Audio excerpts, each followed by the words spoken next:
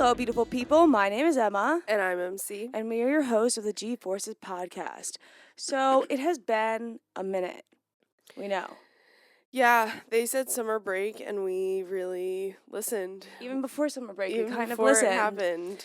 Yeah, so what was it? It was the Hungarian Grand Prix was the last race, and that was actually the same weekend as our niece's birthday. So we were out of town, and then it was really hard to actually watch it, like, after the fact of knowing, like, who had won, because it was kind of boring. Yeah, I definitely feel like we're hitting that point where you can tell the regulation changes. More and more people are getting ready for.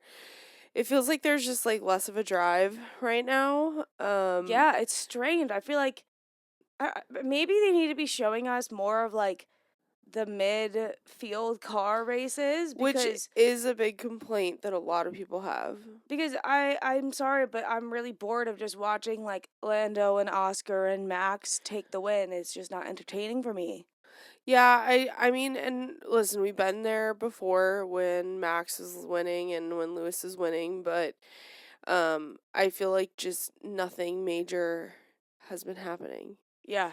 And so entering into the summer season, I mean, there were the rumors that were flying around with Max and Mercedes, but those were kind of squashed from what I saw at the Hungarian Grand Prix with him kind of committing to Red Bull for next year. So I feel like the silliness that people were hoping for is just not really gonna happen. Yeah, so 2 years ago was when we first started our podcast, like 2 Mhm. years ago for this episode. And it was us getting ready for the Dutch Grand Prix. It was us talking about silly season. And at that point, that was the first time we'd ever learned about silly season because that was the first time we'd ever watched F1 really. And there was, like, some stuff that had happened that season. And, like, last season was a lot more going on in the season, but it wasn't, like, a specific silly season because Lewis kind of started off the entire racing season with Yeah, craziness. and then the whole year was a mess. And now I feel like, I don't know, it's been dead. Yeah. Which I feel like is probably good for them. Yeah, I mean, I think it's good for the guys that are currently on the grid. I mean, obviously, for the people that are trying to get onto the grid, it's not great. There's not as many seat movements as last season. I mean, last season was kind of unhinged how many open seats there were. I at don't certain think that you want to points. sign a new driver at the beginning of a new regulation change because you have no No. idea what's going to happen. Yeah. So I think it's been a fairly quiet last few races, and it's been a little frustrating as a spectator because I feel like all the teams are kind of in this like rock and a hard place where they don't know what to focus, or they do know what to focus on, and it's just no longer 2025. It's also been frustrating as, like, podcasters because, like, what are we supposed to talk about Yeah. when there's, like, nothing going on? Yeah, which is why we've been watching INDYCAR. Yeah, so this episode's kind of going to be like really just us Mashup talking. of randomness. I mean, every episode is really just us talking, but, like, we're not doing like a get ready for a specific race. We're just kind of talking about stuff that's been going on, and whatnot. Yeah. So let's just get into it, I guess.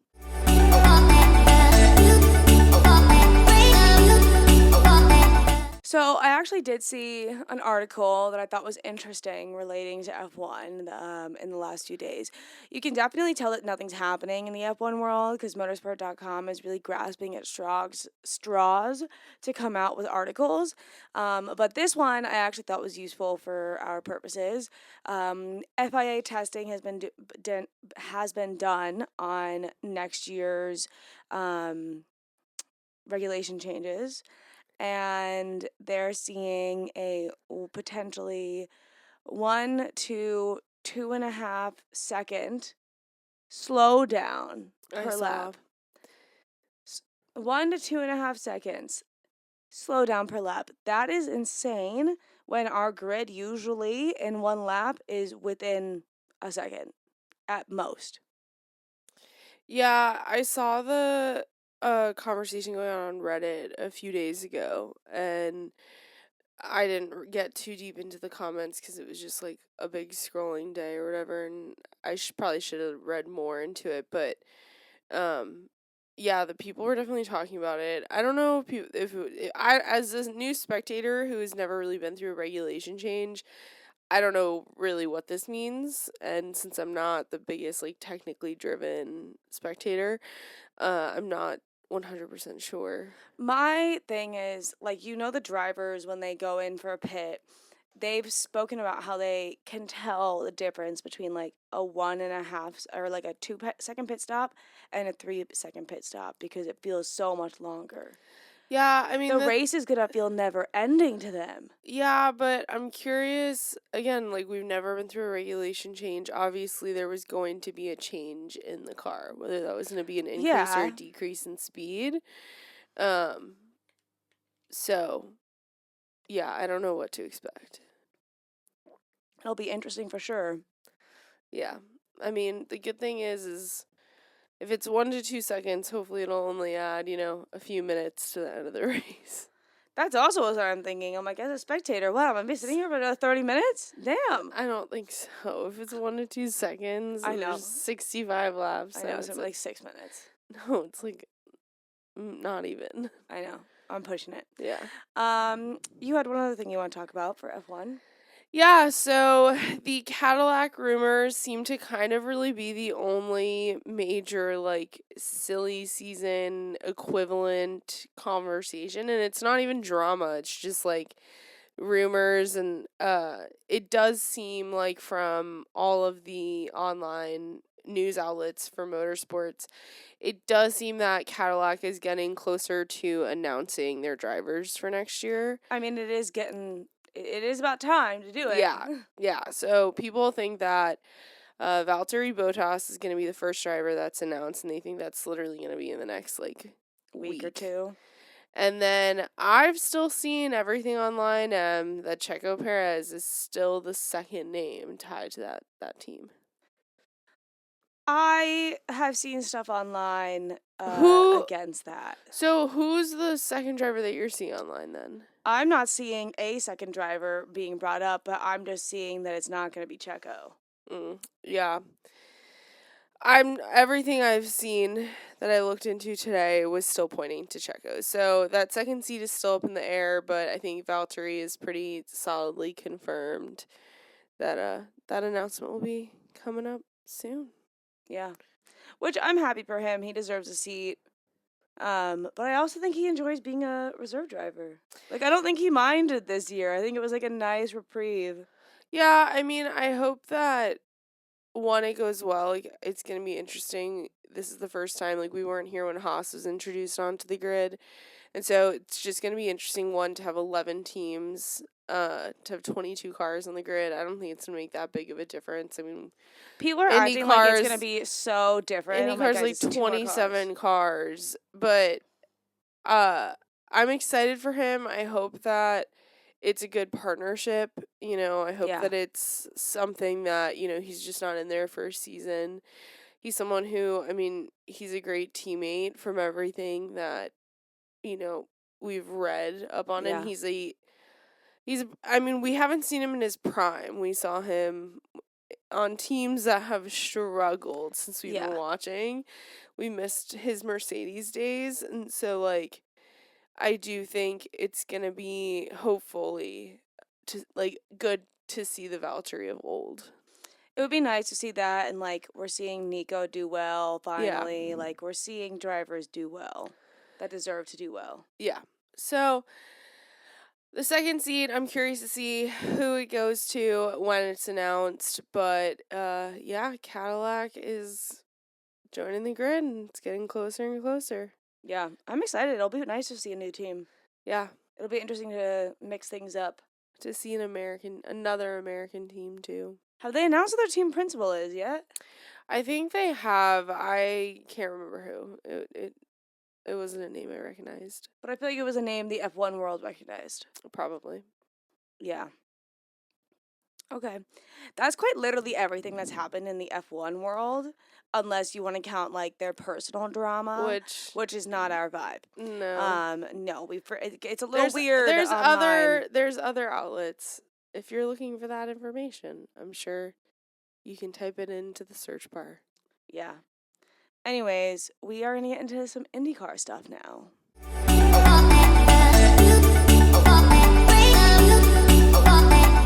So I actually do have a bit of notes for this section. Look at me putting all the love into IndyCar this week. So IndyCar, for those that are just our F1 fans, that haven't really been in the world of IndyCar, this is the first season that we've watched most of it. I think there was maybe one or two races that we ended up missing because we had were busy but or something. we've watched almost every single race. It is a significantly shorter season than F1, which honestly, it's kind of appealing to me in the sense that it makes the season, one, it goes by significantly faster. And then two, it almost it's more exciting because they get there's 6 so much months off. less. And and they truly have a fall and a winter, and obviously they're training and doing so much, and we'll see people like Pato at F1 races because he's a reserve driver, but it's a significantly shorter season. So today was the Milwaukee Grand Prix, which was the second to last race, or the Milwaukee Mile. Whatever the name is. And then next weekend is the Music City GP here in Nashville, which we went to last year and we just got tickets, but this year we have tickets and paddock passes because we've never really been to a garage experience. So we want to see it, especially since one, it's in our own backyard, and two, it is significantly more affordable and it's in our budget because we pay for this stuff ourselves. And we're budgeting. I'm a budgeting queen. Yes, she is. The type A girly through and through, unlike me, the type B mess. So, with that being said, we just wanted to go over some IndyCar news, some kind of drama that's going on. Nothing really crazy. No, but some serious stuff to talk about. So I want to get probably the worst thing out of the way. It's the last thing on my list, but it's probably the most controversial and upsetting topic and upsetting. And for those that, I guess I hate saying this because everything is political, but for those that want to avoid this, please feel free to skip this little section. But basically, for those that are not American, it is quite an interesting state that we are living in. It is increasingly dangerous, and we have an administration that seems to like to make a joke, and everything is weird and uncomfortable. And so there are detention centers, whatever you want to call them, that are being built, and they have one in Florida that there's a nickname for. I don't even want to mention the nickname. And for some reason, we're nicknaming the most horrible things in the world.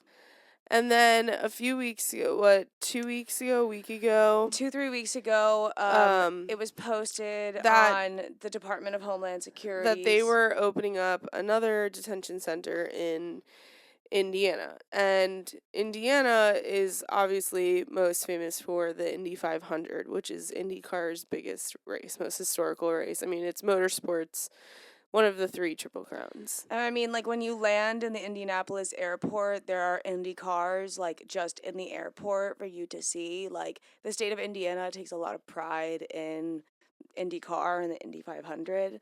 But they have posted... The Department of Homeland Security posted an AI-generated image of an Indy car that was covered in ice, I guess, propaganda, we'll call it, ICE symbols.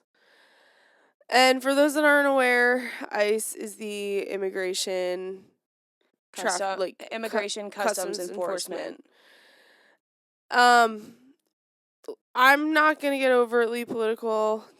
Look it up online. If you haven't watched our podcast before, we're very liberal, so it shouldn't come as a surprise.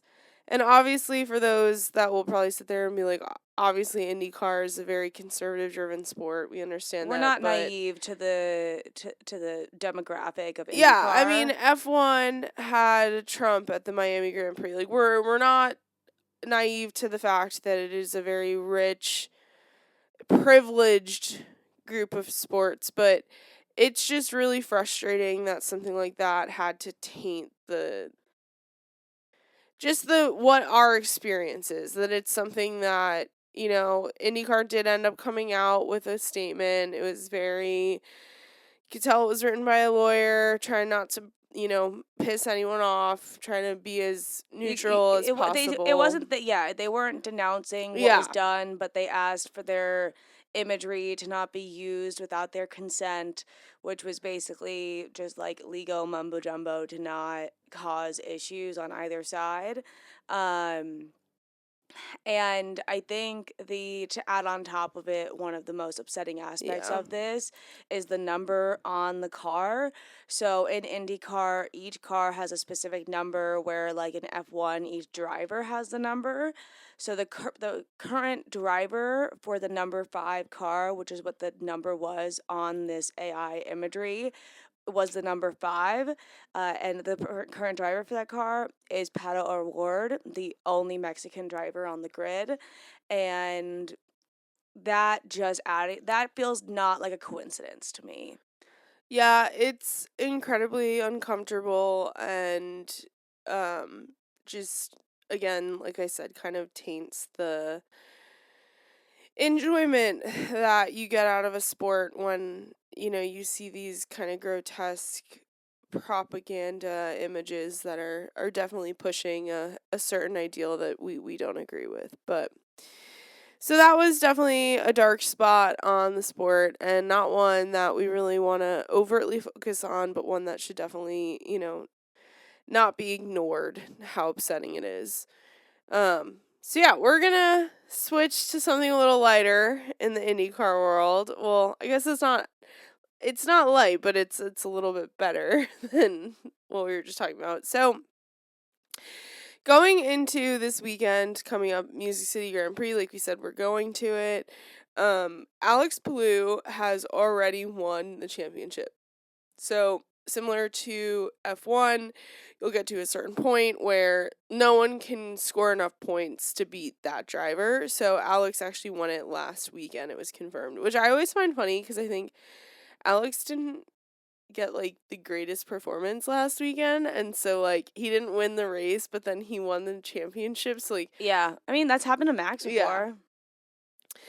So the big talk around the IndyCar paddock right now this past weekend is whether Will Power is going to stay with Penske as his contract is up at the end of this season. Listening to the pundits during IndyCar practice this weekend, it appears that Will Power will know if he's staying with the team by the time he ends the race in Nashville next weekend. So basically, he was like, My guess is it's based on on his performance results. Penske has had one of their worst seasons in years, going winless for the season up until last weekend when Will Power won in Portland.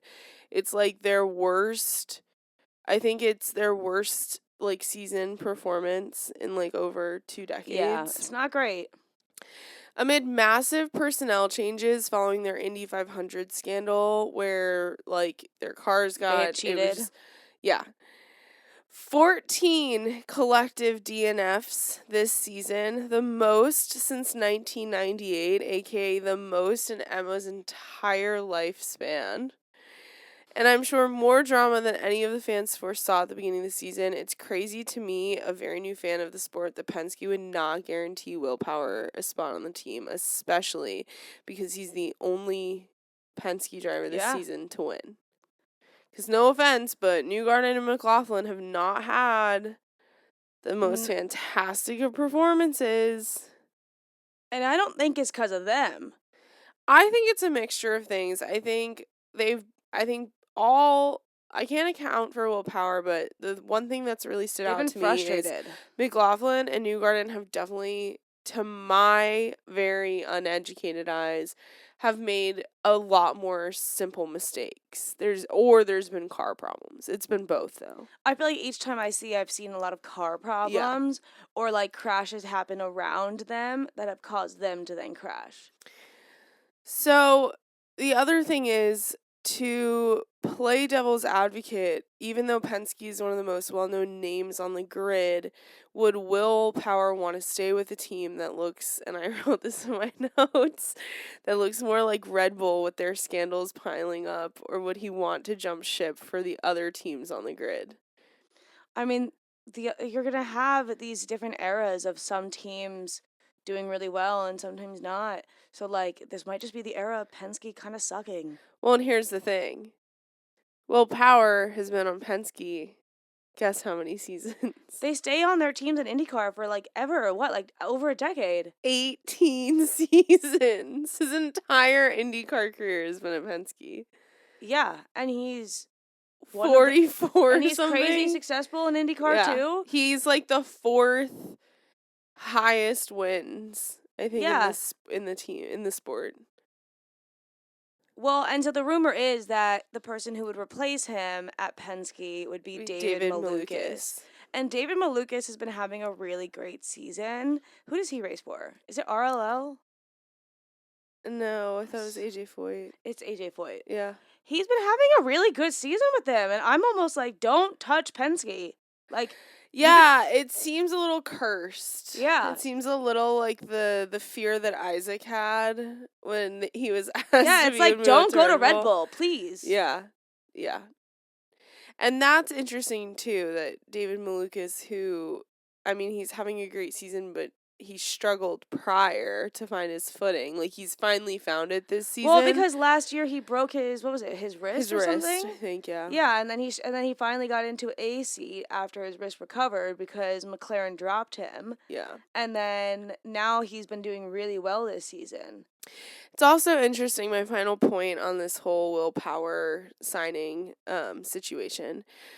Joseph Newgarden and Scott McLaughlin, the other two drivers who are both but they're both very successful race car drivers. They had both signed contract extensions. Joseph Newgarden signed one last year, and Scott McLaughlin signed a contract extension at the beginning of this year. And in typical fashion, it was that like multi-year contract extension, so they don't ever tell you how long. Yeah. But I just thought it was interesting that you have these two guys guaranteed for multiple years where, again, Will Power is outperforming them. He's the strongest driver on the team this season. Why, unless, like I said earlier, unless Will Power is himself playing the field, having other conversations. But where would he go?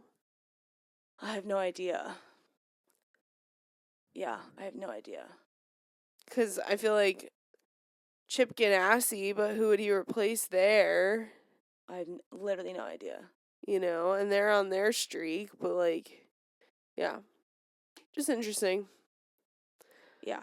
It's also kind of crazy to me that it's going to come down to his performance at Nashville. And it's going to be something that I feel like we're going to all be really, like, focused on.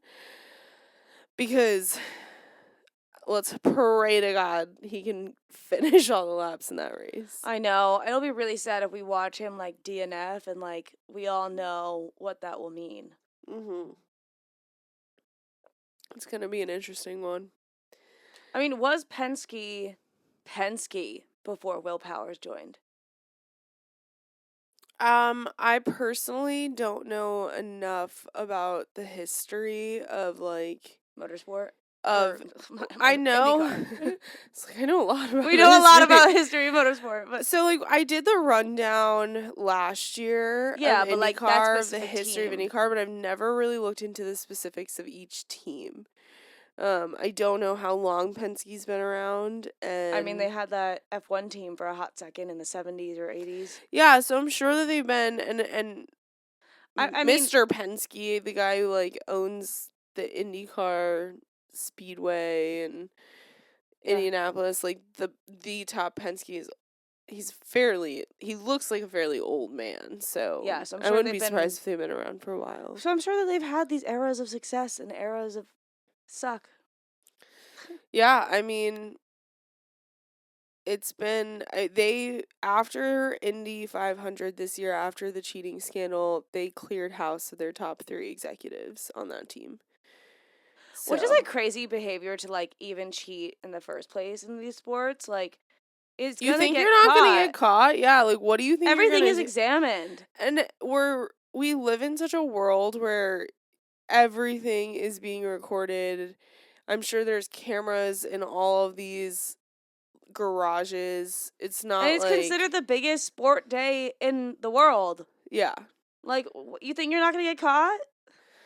Well, and it is, yeah, it was just interesting when it all happened when was it Pato was like, yeah, I think it's interesting the placement of like the welder or something in the like there was a photo of it that like Yeah. it was just obviously suspicious, but Yeah.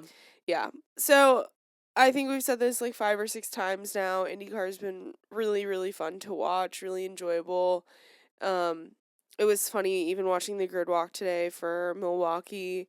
Joseph Newgarden was sitting on the ground, leaning against the tire of his car with his child in his arms, and it's just like So different. so different than F1. And while I love F1 and I love how I'm ready for F1 to be back. I feel like it's been too long. I yeah, need it to happen. I need like the excitement of the 2026 regulations and just the absolute shit show that it's going to be for Yeah. all the teams to figure out the car and the regulations.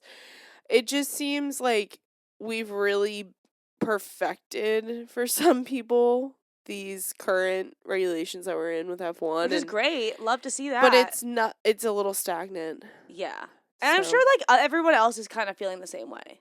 yeah, you can tell. I feel like the online. drivers don't even have the heart right now. Yeah. And because the teams aren't even focusing on these cars anymore. I'm so curious to see the last weekend of major updates for teams. It's going to be close. I mean, I'm pretty sure there's already teams that have announced they're done updating. Yeah, the only changes will be like if they go to like a low downforce versus a high downforce track, which it'll just be stuff that they've already made, just changing like the front wing. Yeah. Yeah. It's crazy. Yeah, and the season goes into December. I know. Yeah. IndyCar is over. Next weekend. Next weekend. Yes.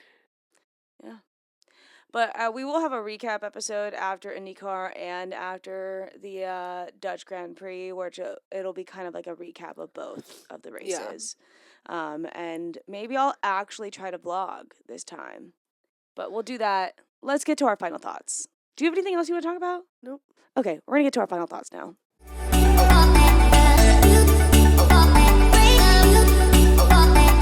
So last year, I said that I was going to vlog like the whole weekend of IndyCar and everything.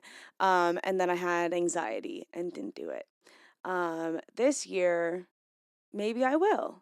I'm not going to make any promises. My anxiety is already oozing out of my pores. Yeah, so IndyCar is really cool in the sense that like they do the driver meetup thing where like on Sunday morning at like 9:30 we can go and for like 45 minutes it's like a tent where you can walk through and like meet the drivers and get their autographs. I think which like F1 would never, which is cool. I think the thing that gives me anxiety is disrupting someone else's like experience, and I know that sounds so weird, but like so many of these people where our seats are last year and I'm sure this year, some of these people like they're die-hard fans that travel with the sport. Like they've been to the Indy 500 for years. They all know each other merely based off of the IndyCar schedule. And so for me, like I just get uncomfortable. Like I don't want to be those young new fans who are intruding in a space where we're like still trying to figure it out. So that's why it just gives me anxiety, like vlogging in front of. I mean, we're not going to, when we're sitting in our seats watching the race, I'm not going to have the camera like facing us. I know. So, Mary Catherine's more nervous, I really feel like, for the driver meetup. Oh, it makes me want to throw up. There's something that just stresses me out about meeting famous people because I don't understand. They're not famous. Well, I mean, like, yeah, they're famous people, but they like, just drive. I don't get the, like, because, and I've explained this to you with the One Direction and the Taylor Swift, like, I've never been. Fangirl behavior? Yeah, and it makes me squeamish. Like, it makes me And I'm sorry, if you are like this, I totally respect you. I wish I was, because I'm just a ball of anxiety, and it's just weird to me because I'm like, I mean, I can't imagine us being having like fangirl behavior in this situation. no, I know we wouldn't, but still. Like, I think that we're just gonna like walk up and like literally just get their Yo, autographs and be like, "Hey, thanks." thanks. Like I try to Cool. think of them, like INDYCAR and F1 drivers, as like the weird boy or girl who was just like really into cars. Like everybody had one in their school, and they were always a little weird. I think it's also like, this is their job. Like, no one asked me for my autograph when I'm at my office. Like, I don't know. And then obviously, It's not a part of our jobs, though. I know. The whole thing just, we will definitely go. We're gonna try. We're gonna try. And I'll get over it. I'll swallow my feelings. But, because then at the end, I'll be like, okay, if I can get through this, we can see the All-American Rejects.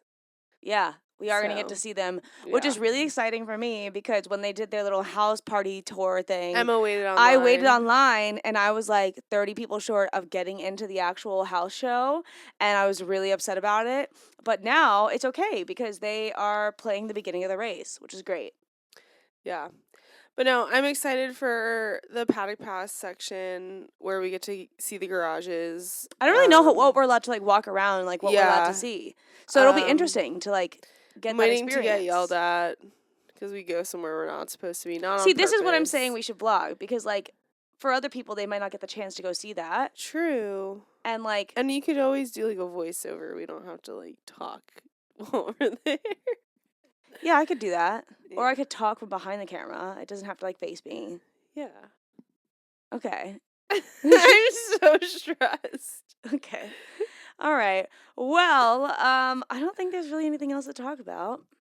No, I'm excited. We had a ton of fun last year. If anyone's going to be at Nashville, let us know. Let us know. I'll be really anxious. Yeah.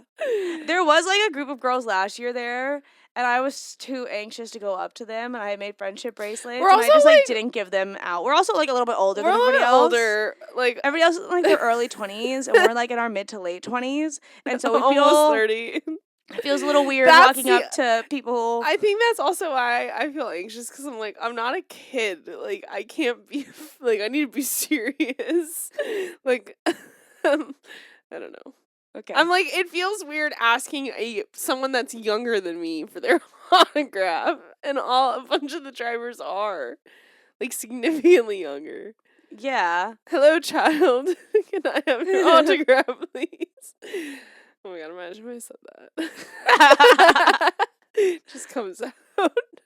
And we get to watch Indy next. Yeah, which should be cool. Is really cool. Okay. Anyways, I think that's everything. MC is gonna go calm her anxiety down already. I'm gonna go to the grocery store. Make sure to follow us, comment, like, subscribe, do all of the things. I'll probably also be posting constantly from our Instagram story while we're at the race. Mm-hmm. So make sure to keep an eye on that in case you are in Nashville for the race. Let us know. Also, just check our Instagram stories. Yeah. All right.